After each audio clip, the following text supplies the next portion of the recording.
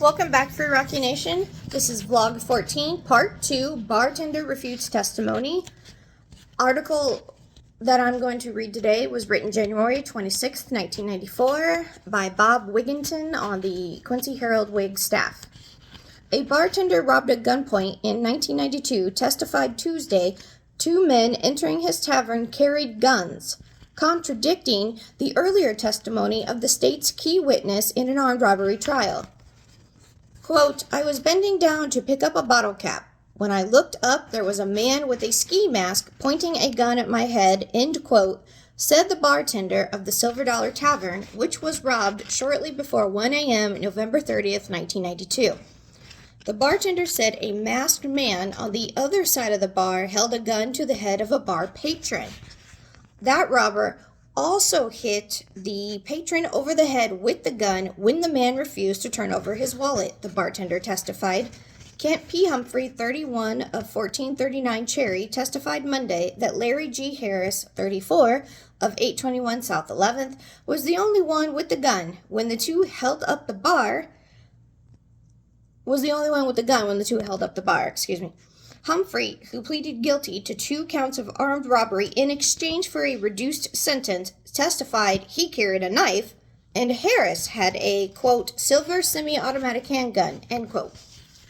Humphrey testified they also robbed Kelly's Tavern on December 8, 1992, and that Harris hit a cleaning man over the head when the two ambushed him outside the business. Humphrey testified also, however, that he did not actually see how Harris attacked the man.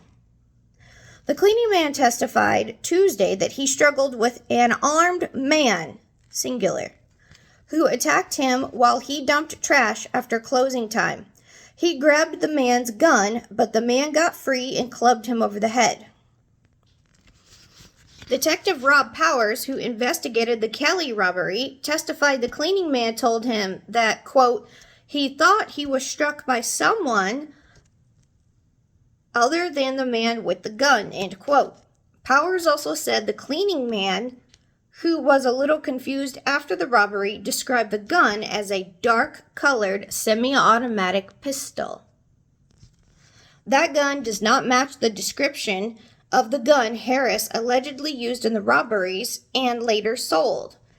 Harris allegedly used the same gun to threaten 4 men November 16, 1992, over a woman.